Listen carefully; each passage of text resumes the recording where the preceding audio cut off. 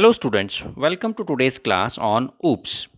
In this session, we will be studying about OOPS programming language. Programming is an important tool using which we can program the computer and design solution to everyday problems. So programming is a disciplined approach to be followed to get a solution. If you won't follow a disciplined methodology, it will be difficult for you to find a solution and it will be a complex one.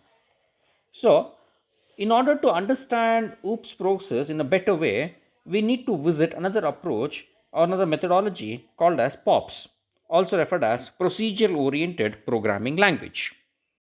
Let me explain you the procedural oriented programming using this diagram. So as you can notice here, the main program will be complex in nature, so you cannot find solution at one go or in one step. So what best that can be done is you can split that complete program into multiple subprograms. These subprograms are termed as functions.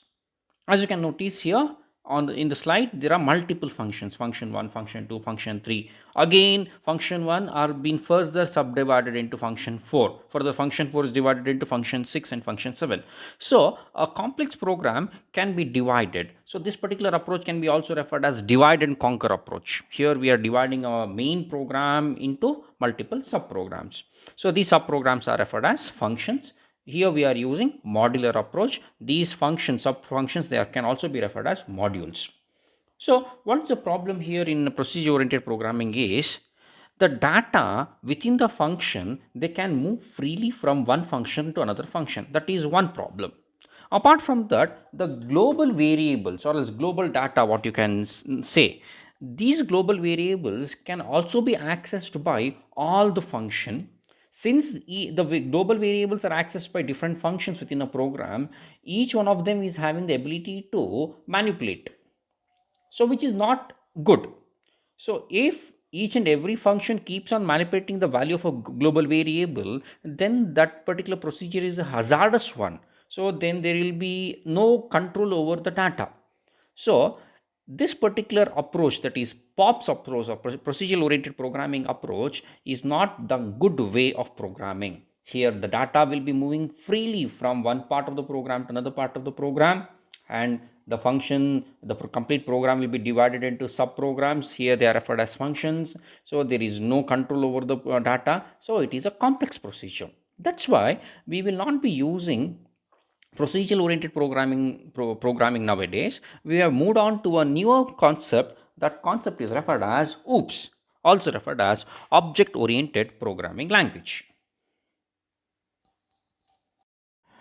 In object oriented programming language, the entire complex program will be decomposed into a number of components called as objects. As you can notice here on the screen, we are having multiple objects: object A, object B, object C. So here we are not trying to solve a problem at one step or else by dividing it into multiple functions. Instead, we are dividing or decomposing the entire complex program into multiple objects. You are considering multiple objects. So it will be easy for us to solve. So what is meant by an object? Object, as you can notice in the screen, each object will be having two things. One is data, another one is function. So an object is collection of set of data known as member data, and the functions that can operate on these data are known as member functions. Once again, I'm telling you, a object will be comprising of two entities. First one is data, second one is function. ಪ್ರತಿಯೊಂದು object ಅಲ್ಲಿ ಎರಡು components ಇರ್ತದೆ, ಒಂದು data, ಇನ್ನೊಂದು function. So data ಏನಿರ್ತದೆ, they will be holding important facts, figures ಇಟ್ಕೊಂಡಿರ್ತದೆ. So ಈ ಡಾಟಾದ ಮೇಲೆ ವರ್ಕ್ ಮಾಡುವಂಥ ಅಧಿಕಾರ ಯಾರಿಗಿರ್ತದೆ? Only functions belonging to that particular object will be having the authority to work on those data. No other object function can access these data. So nothing but we are shielding the data and functions. We are making them as one complete entity. So this is how objects work within object oriented programming. So an object is a collection of data and functions. They are bundled together here. And these bundled data and functions, they can be referred as encapsulated object. Okay, they can also be referred as encapsulated object. So an object can be accessed only if permitted by the member function. If a member function allows to access the data, then only you can access the data, or else you cannot access the data kept within a particular object. So various objects of a program can interact with each other. As you can notice, there are on the screen there are three objects: object A, object B, object C. Each object can interact with one another, not directly but only via through the function. So member functions are the only way using which these objects can interact among themselves. So this is the plain picture of object oriented programming language.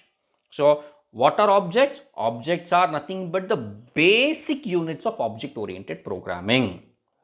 As you are well aware, in procedural oriented programming, we were dividing the entire complex program into smaller functions. But here in object oriented programming, the entire complex program will be divided into multiple objects. Here we will try to characterize the object. ಆಬ್ಜೆಕ್ಟ್ನ ಇಲ್ಲಿ ನಾವಿಲ್ಲಿ ವೈಭವೀಕರಣ ಮಾಡ್ತಾ ಹೋಗ್ತೀವಿ. So ಹಾಗಾಗಿ ಇಲ್ಲಿ ಈಸಿಯಾಗಿ work ಮಾಡಲಿಕ್ಕೆ ಆಗ್ತದೆ. Now we are having the knowledge about the difference between POPs and OOPS concept. In OOPS concept, there is no way a data can move freely. Only member function is having the authority over the data. So that's why both data and member functions are put together. They are combined into a single unit. This single unit is called as object. So here in object oriented programming language, everything depends upon the object. So here we will be characterizing the object. Here objects are the building blocks of each and every program. Characteristics of object oriented programming. First one, emphasis is on data rather than procedure.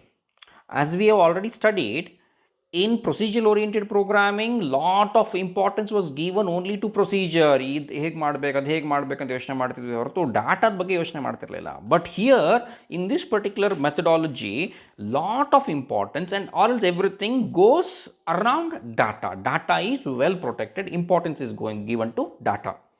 Next, programs are divided into objects.